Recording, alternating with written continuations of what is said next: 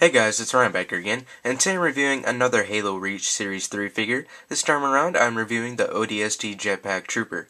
So this guy was just recently released, a part of Series 3 of course. You can currently find these at Target stores, but they'll be out at Walmart's, Toys R Us's, Kmart's, GameStop, everything like that in the next couple weeks.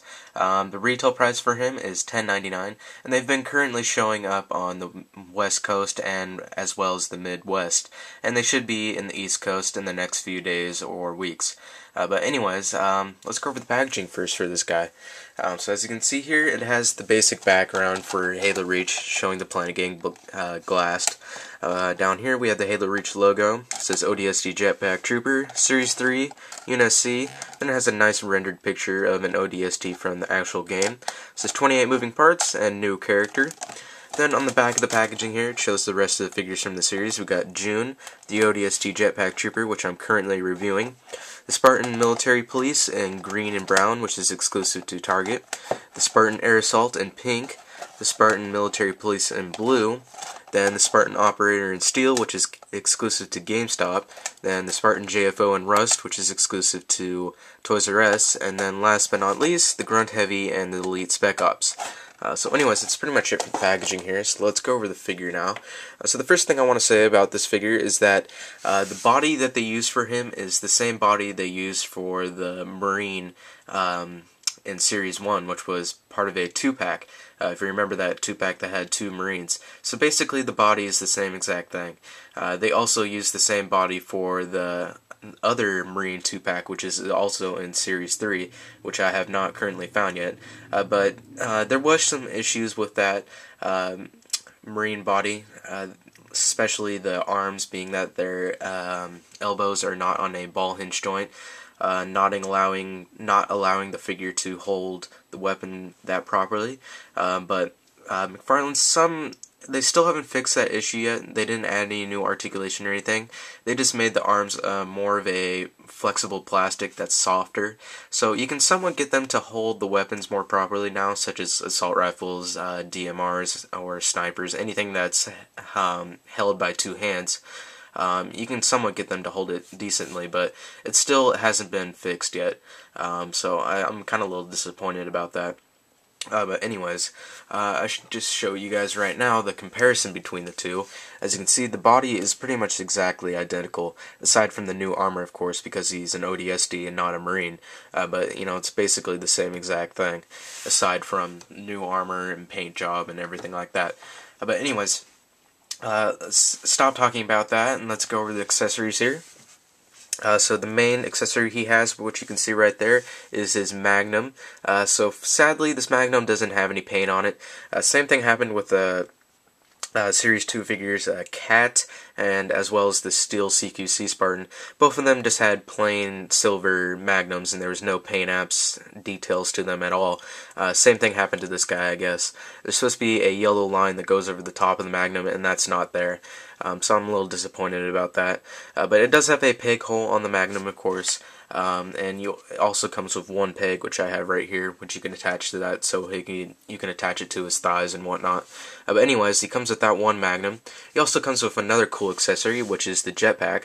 So this jetpack first came out in Series 2. It was in a 2-pack that had 2 of the jetpacks and 2 Spartans, but this time around we're getting it in a individual figure. So the jetpack's pretty cool. I've never got it before because I never bought that 2-pack, but I figured that later on they would include more figures with the jetpack, and I was right. So anyways, this jetpack's pretty cool. The one thing I don't like about it is that the thrusters here on the sides, they're in their position where the jetpack is being, I guess you can say, ignited, engaged, or whatever you want to say. They're supposed to be retracted into the actual body of the jetpack when he's just walking around like normal, and then when he's flying around, these thrusters are supposed to be out like they currently are. So I don't like how they're fixed like that. I rather prefer they have some sort of articulation, then they can retract into the body. But you know, oh well, at least they included a jetpack, and it looks pretty cool. The whole entire thing is in a silverish gray tone. It's got a very, very, very hard to see UNSC logo right there. It's kind of faded into the plastic. But it's got some nice details to it. It's also got some yellow paint, which you can see. There's also some blue detailing here and there. And the whole entire jetpack itself is removable. It just basically has a peg right there, and it molds onto the back of the figure's body. And then you just plug it right into that peg hole on the back of the figure there. So that just plugs right back in, and there you go. So those are the two accessories that are included with this figure. So the new armor that's included with this figure, so the shoulder pads are new. Those are removable if you want to take them off. The chest plate is also new, which is removable. I haven't tried it yet, but I'm pretty sure it is. It might not be, but kind of looks like it doesn't. It's not removable, but I kind of bet it is because they made pretty much every figure have removable armor. But new chest plate, a new helmet of course, and also there's this collar type thing that's going around his neck here. That's new.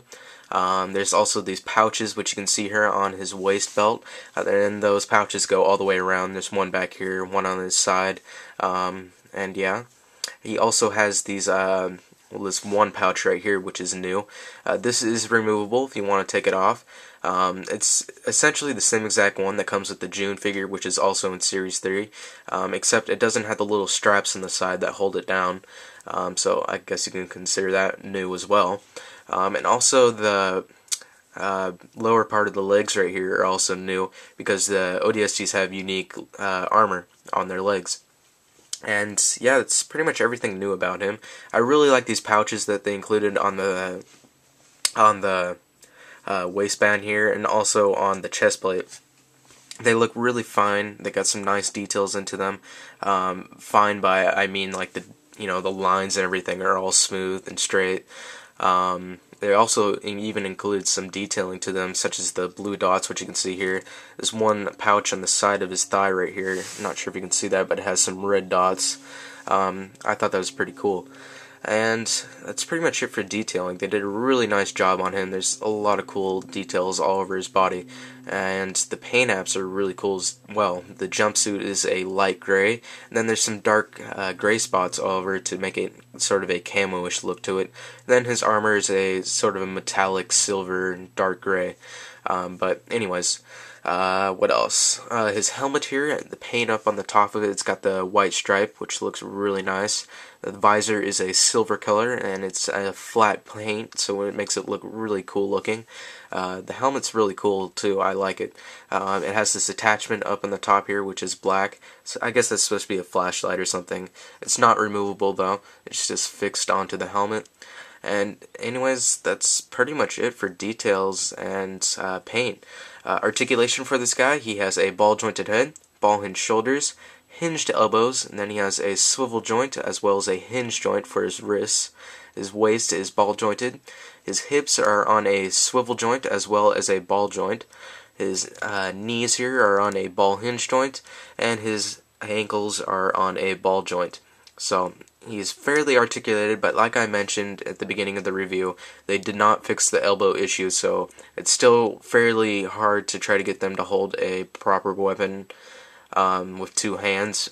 But it can be done. I've seen people that have this figure already to on the internet post some pictures with them holding an assault rifle, and it looks fairly decently. I haven't tried it myself yet, but I'm assuming that it does work, but it might take a little bit of work to get it to look in a decent pose. But anyways, that's pretty much it for this review. I'm going to go ahead and rate this guy a 4 out of 5. Only reason I'm giving him that is because they didn't fix the elbows, which was a major downer, I'm pretty sure, for me and probably everyone else that wants to buy this figure. But other than that, this figure is really cool. It's got some nice paint on it, some nice details, and some decent accessories. So I highly recommend it if you see it in stores, and I would snap these guys up quickly. I'm probably going to get a couple more of these because they look really cool being displayed. And they'll probably be worth quite a bit later on down the road, seeing how the Halo 3 Series 2 ODSTs, they're worth quite a bit right now on the secondary market, and I have 2 of those, so that's a good thing. So anyways, that's pretty much it for this review. Hope you guys enjoyed it, and I'll see you guys in the next video.